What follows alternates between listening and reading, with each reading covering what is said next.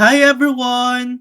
In this quick tutorial, I'll guide you through how to transfer money from Payhip to PayPal. First, open your browser and go to www.payhip.com. Log into your account or click Get Started for free to create one. Enter your name, email address, and create a password, then click Create Account.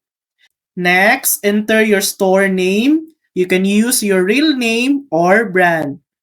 After signing up, go to Account, Settings, and Payment Details. Link your PayPal account by entering your PayPal email address, then save it.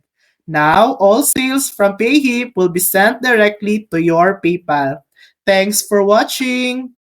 If this video helped you, please like and subscribe for more helpful tutorials.